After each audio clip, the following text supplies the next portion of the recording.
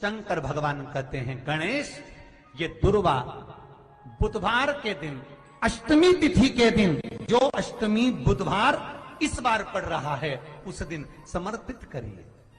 अनलासुर को गणेश जी निगल गए, उधर में जलने लगा, उधर जल रहा है, तपन हो रही है। भगवान गणेश दौड़ कर आए भगवान शिव के पास। शंकर भगवान ने कश्यप ऋषि को देखा, कश्यप ऋषि गए और दुर्वा तोड़ कर लिया। दुर्वा लाकर गणेश जी को दी, गणेश जी ने दुर्वा चबाना चालू करी। अंदर जो अनलासुर था, भगवान शंकर की प्रसादी पाकर अनलासुर तृप्त हो गया, भगवान के पेट की जलन समाप्त हो गई। गणेश जी महाराज ने कश्यप ऋषि से कहा, सुनो कश्यप बाबा, आपने मुझे दुर्वा समर्पित करी है, ये दुर्वा जो मुझे देगा वो वैभव प्राप्त करेगा, जो दुर्वा मुझे समर्पित करेगा उसके जीवन में रोग दूर हटेगा। शंकर भगवान कहते हैं गणेश, ये दुर्वा बुधवार के दिन अष्टमी तिथि के दिन, जो अष्टमी बुधवार इस बार पड़ रहा है, उस दिन समर्पित करिए। इस दुर्वा का अलग अलग महत्व है। कुएं के पास की सफेद दुर्वा, यदि 41 दुर्वा प्रत्येक बुधवार को गांठ लगाकर गणेश जी को समर्पित कर कर वापिस उठाकर उस दुर्वा को खाली पेट, आपके घर में भी गणेश जी होंगे, उनको समर्पित करो। खाली पेट इस दुर्वा को केवल चबा चबा कर खा लो और आधे घंटे बाद पानी को पी लो। बुधवार की बुधवार 5 बुधवार करना, गणेश जी को चढ़ाना, सफेद दुर्वा को गणेश जी को समर्पित कर कर चबा चबा कर खाना। उदर की प्रॉब्लम, जो भी मसा आदि की प्रॉब्लम होती है, उदर से जुड़ी हुई होती है, जिस चीज से जुड़ी होगी, पेट की जितनी प्रॉब्लम होगी, आपको जितनी भी प्रॉब्लम होगी, वो सारी 5 बुधवार करना, छठे बुधवार को जरूरत ही नहीं पड़ेगी। बुधवार के दिन अष्टमी तिथि पड़ रही है, दुर्वाष्टमी, गौरी अष्टमी बुधवार के दिन पड़ रही है। भोलेनाथ तुम्हारी नहीं सुन रहा है तो 1 लोटा जल, 1 दुर्वा और 1 बेलपत्र, ये 3 चीजें लेकर, क्या क्या ले जाना है जम के बोलो जरा। 1 लोटा जल, 1 जम के दुर्वा और 1 बेलपत्र, 3 चीजें लेकर, और 3 चीजों को सबसे पहले जो लोटा भर के जल लेकर गए हो, वो गणेश जी का स्थान जानते हो ना सब लोग, अशोक सुंदरी के पास में जो गणेश जी का स्थान है, जैसे ये जलाधारी है, ये शिवलिंग है, बीच में अशोक सुंदरी है, ये गणेश जी का, थोड़ा रिटर्न बढ़ा बेटा, ये गणेश जी का स्थान है, ये षडानंद कार्तिकेय का स्थान है। समझना जरा अच्छे से समझ लीजिएगा। शिवलिंग, जलाधारी, अशोक सुंदरी, गणेश जी, कार्तिकेय। 1 लोटा जल जब चढ़ाओ तो पहले गणेश जी का स्थान, फिर कटी भाग, फिर शिवलिंग। समझ में आ गया? गणेश जी का स्थान, कटी भाग, जलाधारी, फिर शिवलिंग। दुर्वा गणेश जी के स्थान पर समर्पित कर दो और बेलपत्री अशोक सुंदरी वाली जगह पर समर्पित कर दो। ये 3 चीजें अगर आप बुधवार की अष्टमी के दिन महादेव हो तो देवादिदेव महादेव आपकी मन की कामना पूर्ण जरूर करते हैं। शंकर भगवान पर चढ़ा हुआ जल और शंकर भगवान पर चढ़ी हुई बेलपत्र दोनों फलदायक। जब संसार के लोगों ने शिव महापुराण की कथा सुनकर शिवजी पे चढ़ी हुई बेलपत्र खाना चालू करी, तो कई रिसर्च सेंटरों में रिसर्च हुआ कि बेलपत्र खाने का, सियोर वाला महाराज बोलता है, तो इस बेलपत्र में ऐसा क्या है जो लोगों की बीमारी दूर हो रही है।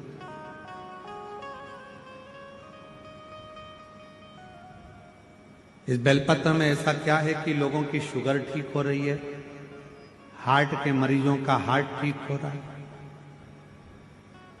इस बेलपत्र में ऐसा है क्या?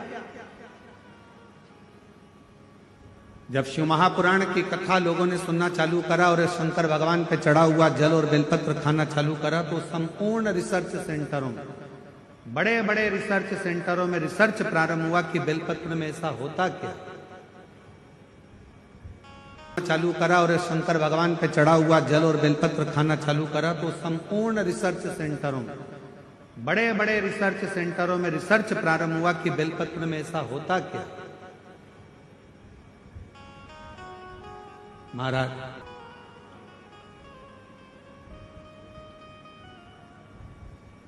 यदि प्रतिदिन एक पत्र है, अच्छा है,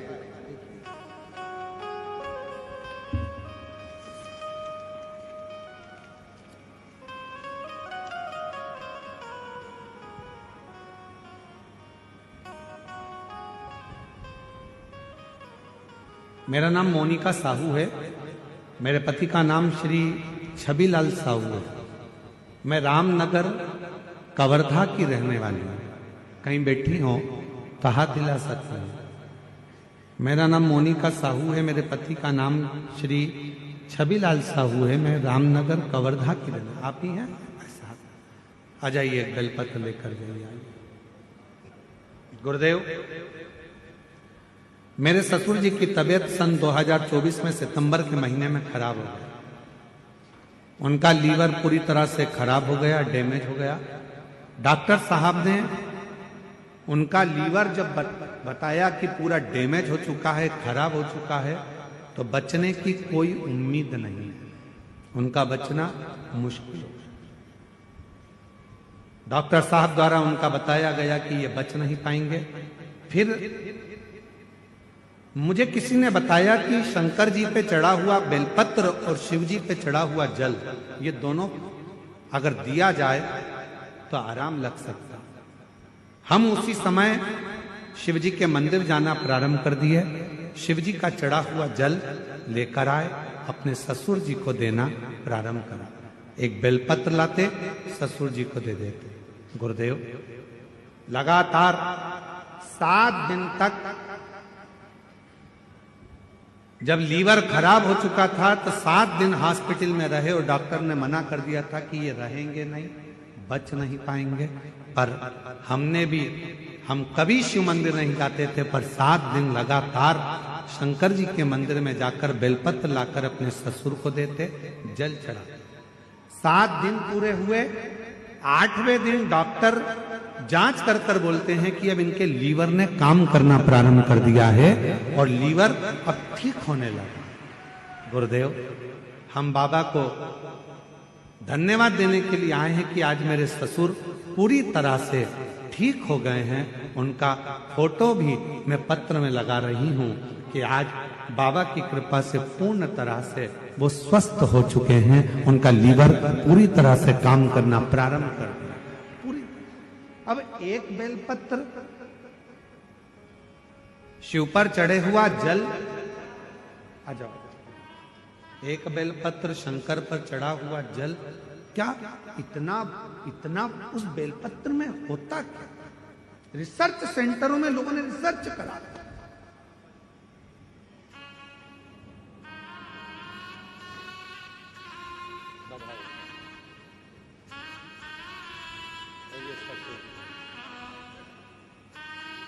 आप ठीक है?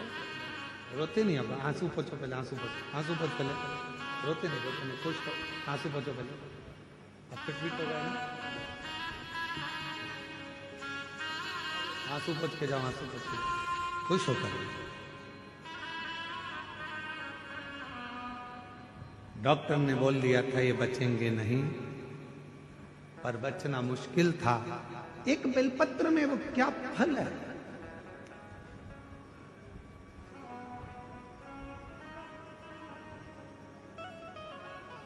एक रिसर्च में निकला कि सियोर वाला महाराज कहता है कि एक बेलपत्र शंकर जी पे चढ़ी हुई खाओ, शिव जी पे चढ़ा हुआ जल पियो, उसका आखिर लोगों की स्वास्थ्य में कैसे लाभान्वित हो रहा। तब निकला एक एंटी ऑक्सीडेंट उस बेलपत्र के अंतर्गत होता है जो बीमारी को दूर भगा देता, रोग दूर भगा देता। हम तो यहां तक कहेंगे, अगर कोई व्यक्ति को पेट की प्रॉब्लम हो, डॉक्टर को दिखा रहे हो, एसिडिटी से जुड़ी हुई प्रॉब्लम हो, कब्ज की हो, या कोई पेट से जुड़ा हुआ कोई भी प्रॉब्लम हो, बेलपत्र में भरपूर मात्रा में फाइबर होता है। बेलपत्र में भरपूर मात्रा में फाइबर होता है। अगर शिवजी पर चढ़ी हुई एक बेलपत्र यदि अवधूतेश्वर महादेव का नाम लेकर प्रतिदिन अगर खाया जाए, कब्ज हो, पेट का प्रॉब्लम हो, या अन्य गैस का, आपाच का, एसिडिटी का कुछ भी प्रॉब्लम हो, यदि अवधूतेश्वर महादेव का नाम लेकर एक बेलपत्र सुबह सुबह शिवजी पे चढ़ा खाना प्रारंभ कर दो, 15 दिन में मालूम पड़ जाएगा कि आपको एसिडिटी हो ही नहीं सकती, कब्ज का प्रॉब्लम हो ही नहीं सकती, गैस का प्रॉब्लम हो ही नहीं सकती। एक बेलपत्र, क्योंकि बेलपत्र के एक पत्ते में भी फाइबर की मात्रा बहुत ज्यादा मात्रा में, भरपूर मात्रा में फाइबर बेलपत्र में होता है। क्या है बेलपत्र?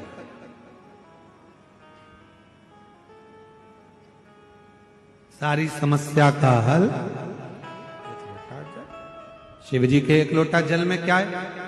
कई रिसर्च सेंटरों में रिसर्च चला कि शंकर भगवान पर जल चढ़ाकर पीने का, उस आचमन का, शिव जी पे चढ़े हुए जल को अपने शरीर पर लगाने का, शंकर पर चढ़ा हुआ जल अपने घर में छींटने का फल क्यों मिल रहा है, लोगों को इतना लाभान्वित क्यों हो रहा है? तब रिसर्च सेंटरों में निकला कि शंकर भगवान के शिवलिंग पर जब जल चढ़ता है तो वो जल चारों तरफ घूमकर उत्तर की ओर जाता है, और वो जल जब हम पीते हैं या हमारे घर पर उसका प्रोक्षण करते हैं, छींटते हैं, तो हमारे घर से दुख, तकलीफ, कष्ट सारे ग्रह अनुकूल होते चले जाते हैं और हमारा आनंद सुख बढ़ता चले जाता है,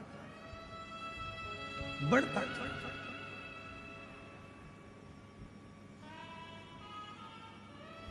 महाराज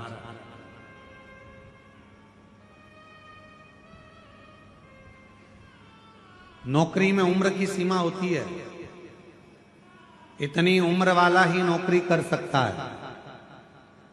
परीक्षा में समय की सीमा होती है कि इतने समय में ये एग्जाम क्लियर करना है, इतने समय में पेपर देना है। नौकरी में उम्र की सीमा होती है, परीक्षा में समय की सीमा होती है। गाड़ी में गति की सीमा होती है कि इससे ज्यादा मत चढ़ाना।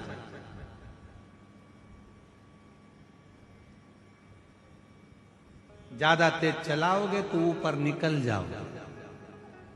इसलिए नौकरी में उम्र की सीमा है, महाराज परीक्षा में समय की सीमा है, गाड़ी में गति की सीमा है, पर मेरे शंकर भगवान की अविरल भक्ति की कोई सीमा नहीं है, शिव की करुणा की कोई सीमा नहीं है, शिव की दया की कोई सीमा।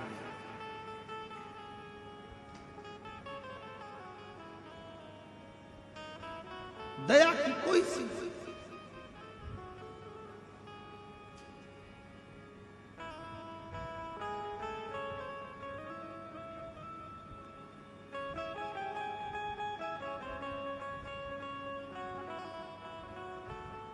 देवराज ब्राह्मण के ऊपर भी मेरे शिव ने कृपा की। बेलपत्र के वृक्ष के नीचे देवराज नाम के ब्राह्मण के प्राण छूट गए, और वो देवराज नाम का ब्राह्मण का प्राण गया, पर शंकर का वचन है माता पार्वती को, जिसके प्राण बेलपत्र के वृक्ष के नीचे जाते हैं या जिसके शरीर के अंदर बेलपत्र का थोड़ा सा भी भाग रहता है, वो जीव फिर नरक नहीं भोग, नरक से दूर हो जाता। नरक से ऐसी कोई भूमि नहीं, ऐसा कोई स्थान नहीं, ऐसा कोई क्षेत्र नहीं जहां शिव ना हो, जहां शंकर ना हो।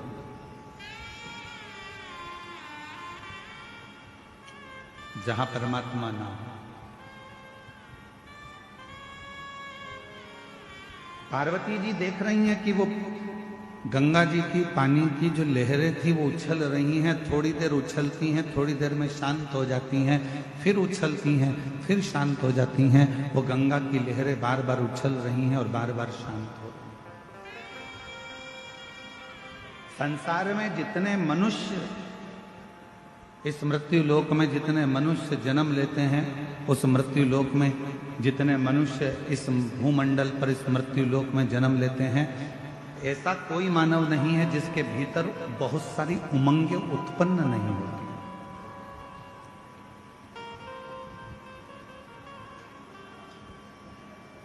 ऐसा कोई नहीं है जिसके भीतर बहुत सारी उमंगें उत्पन्न नहीं हो रही हो, बहुत सारी तरंगें उत्पन्न नहीं हो रही हो, बहुत सारी उमंगें उसके अंतर्गत नहीं आ रही, पर कुछ देर वो उमंग उछलती है, फिर शांत होती है।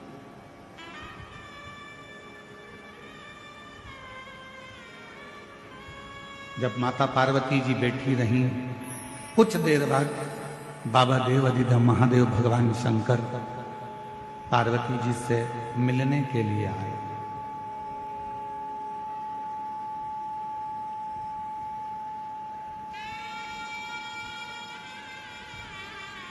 भगवान शिव पार्वती जी से मिलने के लिए शंकर भगवान भी बैठ गए गंगा जी के घाट पर। पार्वती जी ने शिव जी को नमन किया, पूछा, इस संसार में जितने रिश्ते, जितने नाते, जितने कुटुंब, जितने कबीले, जितने मित्र, जितने दोस्त, जितना परिवार, ये सब मिलता है, क्या हमारे पूर्व के कर्म के अनुकूल मिलता है?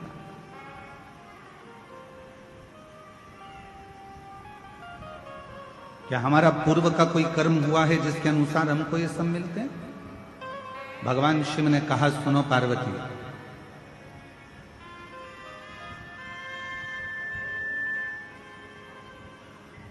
हमारे जीवन में जो भी मिलता है वो 3 कारण से मिलता है।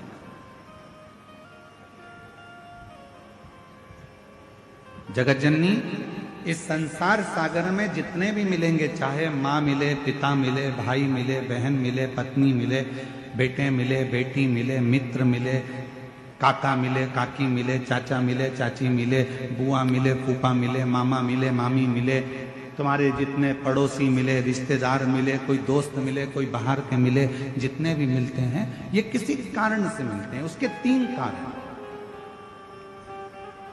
पहले नंबर का, यदि इस संसार सागर में आपको कोई मिल रहा है तो वो आपको या तो कुछ सिखाने के लिए आता है, वो आपको कुछ ना कुछ सिखाने के लिए मिला है। दूसरा, संसार सागर में यदि कोई मिल रहा है, दूसरा कारण है कि वो आपको कुछ लौटाने के लिए आता है, कुछ देने के लिए।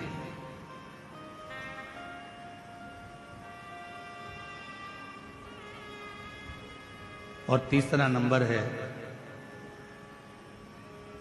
अगर इस संसार सागर में अगर कोई व्यक्ति मिलता है या फिर वो अपने कर्म के अनुसार हमारे पास जो है हमसे ले जाने के लिए आता है, सिखाने के लिए आया, लौटाने के लिए आया, या फिर ले जाने के लिए आया।